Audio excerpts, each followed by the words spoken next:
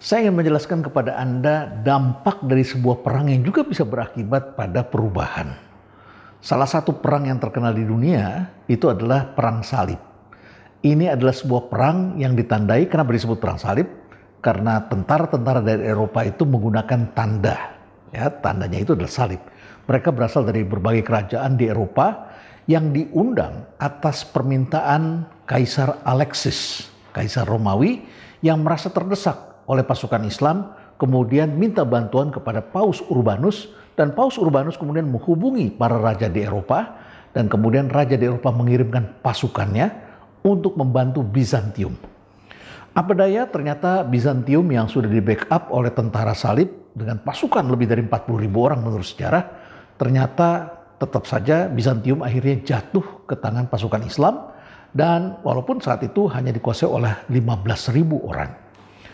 Perang itu sendiri sebetulnya belakangan diyakini oleh para ahli sejarah sesungguhnya bukanlah perang agama.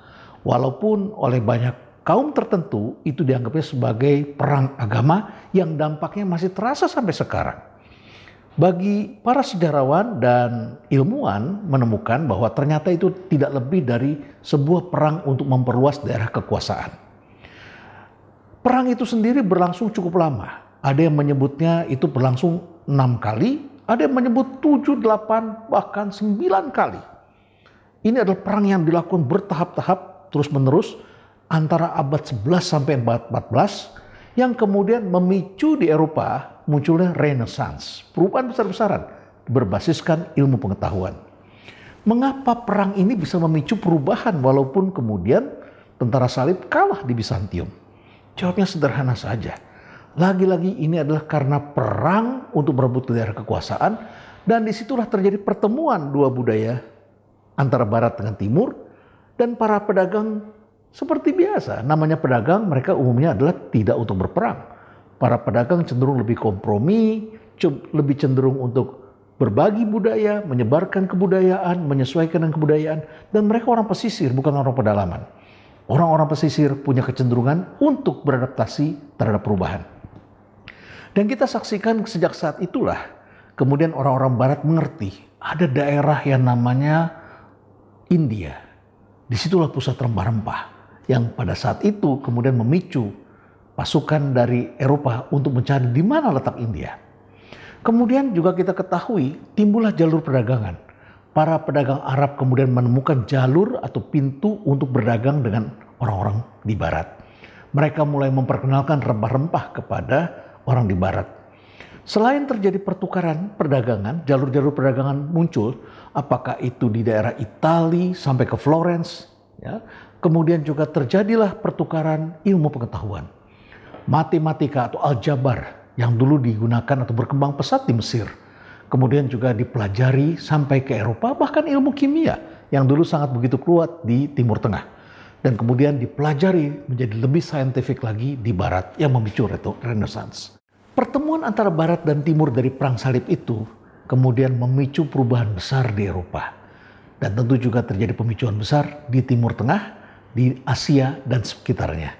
Yang jelas perdagangan kemudian menjadi meluas dan kemudian akhirnya dunia menyaksikan di abad 21 sebuah era globalisasi. Kalau Anda datang ke Rumah Perubahan, maka Anda akan menyaksikan di depan gedung utama, Anda akan menyaksikan ada 2 patung Ganesha. Ya, Ganesha yang sering Anda lihat di ITB misalnya. Di depan kampus ITB juga ada patung Ganesha. Diceritakan dalam mitologi Hindu, Ganesha adalah putra dari Dewi Sri Parwati bersama dengan dewa yang sangat dihormati dalam mitologi Hindu, yaitu Dewa Shiva. Tetapi suatu ketika Sri Parwati yang hendak mandi tidak menemukan ada penjaga yang bisa menjaga dalam rumahnya. Dan akhirnya dia memanggil putranya, Ganesha. Hendaknya kau menjaga aku, menjaga di rumah ini dan melarang siapapun untuk masuk. Tapi ketika Dewi Sri Parwati sedang mandi, ternyata yang datang adalah ayahnya sendiri, Dewa Shiva. Dan Dewa Shiva pun dilarang masuk oleh Ganesha. Yang akibatnya Dewa Shiva tentu marah pada anaknya. Dan akhirnya dia dipenggal kepalanya. Tetapi ketika Dewi Sri Parwati kemudian keluar, marah Dewi Sri. Karena anaknya yang sangat dicintai itu, yang setia menjaga dirinya yang hendak mandi itu, justru dipenggal oleh ayahnya sendiri. Karena dimarahi, maka Dewi Sri Parwati kemudian menuntut kepada suaminya agar bisa memasang kembali. Pada saat itu dipercaya kalau kepala diputus, dipasang kembali maka dapat hidup kembali. Dan ternyata tidak ditemukan. Dan akhirnya kemudian Dewa Siwa berjanji, saya akan memasangkan kepala pada makhluk yang pertama kali saya melihat. Ditunggu-tunggu tidak ada manusia yang lewat. Dan akhirnya kemudian muncullah seekor gajah pengawal. Dan kemudian Dewa Siwa memenggal kepala gajah itu dan memasangkan kepada Dewa Siwa, kepada Ganesha. Dan akhirnya kemudian Ganesha hidup kembali. Dan Ganesha tidak pernah menyesal, tidak pernah dendam. Tetapi juga ada simbol lain di sini. Simbol ini adalah mempunyai 4 buah tangan. Yang masing-masing tangan mencerminkan simbol masing-masing. Simbol yang pertama, di tangan sebelah kiri di sini ada lontar. Kalau sekarang di beberapa tempat itu dipakainya adalah buku teks atau ilmu pengetahuan. Lontar atau buku teks ini adalah sumber ilmu pengetahuan.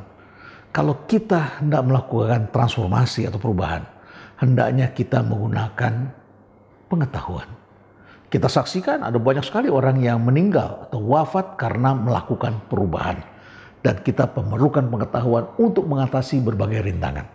Selain ada lontar atau pengetahuan, di sini juga ada sebuah cawan suci yang kadang-kadang digambarkan dengan menggunakan tasbih dan lain sebagainya. Artinya apa? Sekalipun Anda berpengetahuan, hati Anda, jiwa Anda, itu juga haruslah suci, harus bersih.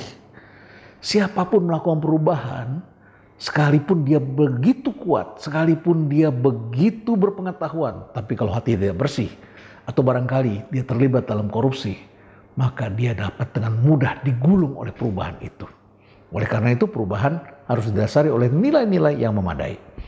Dan yang menarik adalah kapak yang saya sangat sukai. Di sini ada kapak. Kapak adalah alat untuk mengatasi rintangan. Oleh karena itu maka Ganesha seringkali juga disebut sebagai dewa untuk mengatasi segala rintangan. Anda ketahui ada banyak rintangan yang harus kita atasi. Apakah itu resistensi, cara berpikir lama, orang-orang yang belum bisa melihat, orang-orang yang berpolitik untuk menyingkirkan Anda, orang-orang yang tidak bersedia kenikmatannya berubah atau pindah, atau mereka yang sudah terbelenggu oleh zona nyaman. Anda akan menghadapi banyak rintangan dan ini adalah dewa yang dikenal dengan dewa mengatasi rintangan. Sementara di tangan kanan belakang, walaupun kadang-kadang yang dipegang adalah tasbih atau benda yang lain, ya, yang menggantikan seperti yang tadi saya sebutkan di tangan depan, kadang-kadang ini bertukar. Di tangan depan juga bisa terjadi itu adalah gading yang patah. Diceritakan dalam mitologi ini karena Dewa Ganesha pada suatu ketika terlibat perang atau memimpin perang dan gadingnya patah. Saya menafsirkan seorang pemimpin perubahan tidak mungkin akan mulus. Seorang pemimpin perubahan pasti akan menghadapi hambatan-hambatan dan itu adalah bentuk pengorbanan. Oleh karena itulah secara keseluruhan keempat tangan ini kita sebut sebagai tokoh perubahan, simbol perubahan. Di samping gajah sendiri memiliki filosofi lainnya.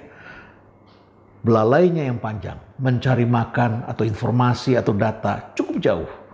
Matanya kecil, melihat sedikit tetapi daya ingatnya cukup besar, dahinya begitu lebar.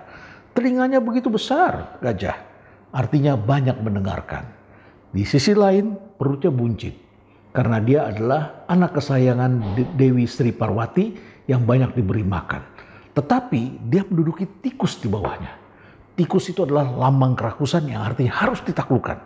Kerakusan harus ditaklukkan, karena tikus bisa memakan apa saja. Dan untuk itu harus diduduki, harus ditaklukkan. Inilah Ganesha, simbol perubahan.